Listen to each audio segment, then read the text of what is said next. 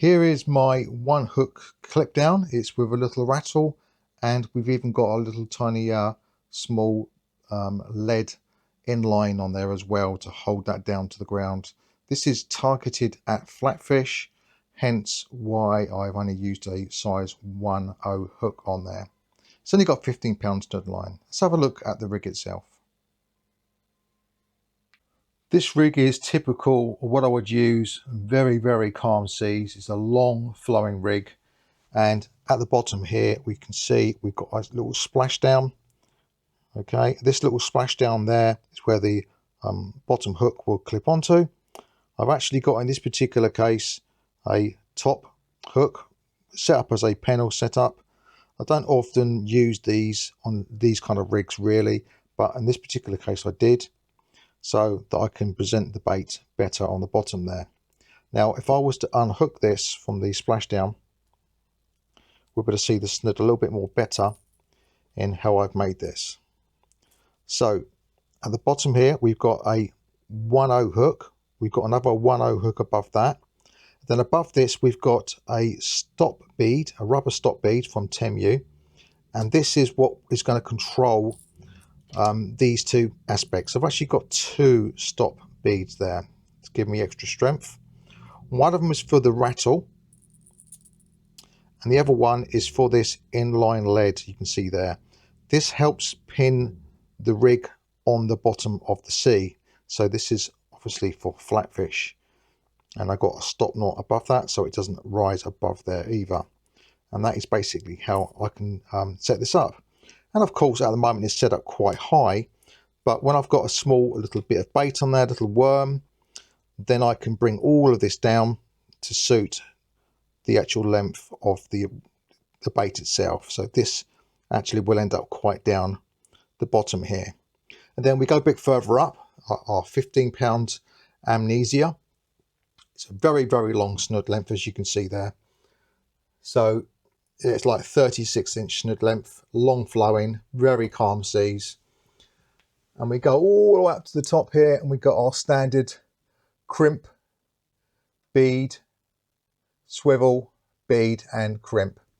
And as always, with all the rigs, I always have a decent size swivel at the top. Very important that we've got the swivel at the top, a good strong one there.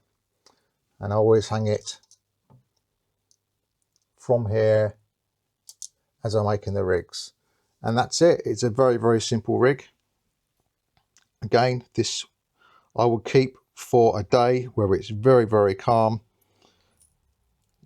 What you tend to do is you'll tend to use longer snoods on very calm days.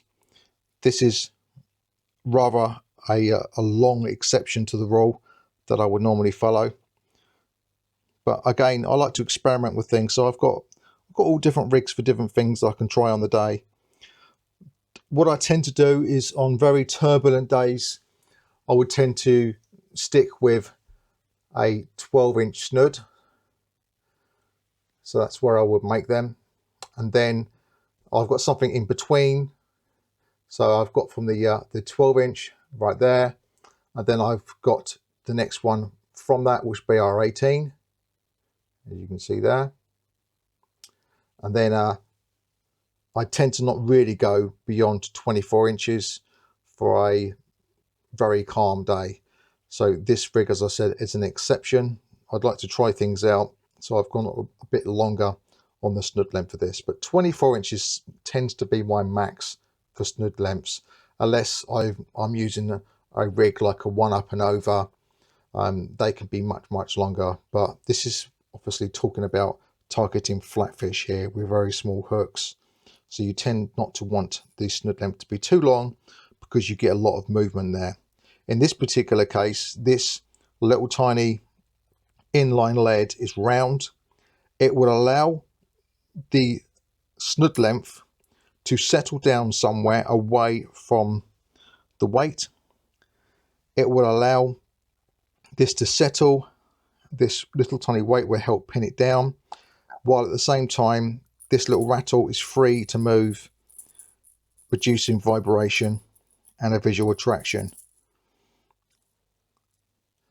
So this particular rig I've not even cast out or used yet.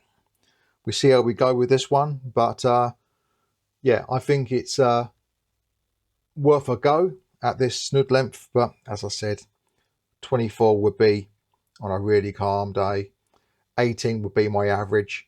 I tend to just go for 18 normally as an average, and if it's very turbulent out there, I'll stick to a 12-inch snood length.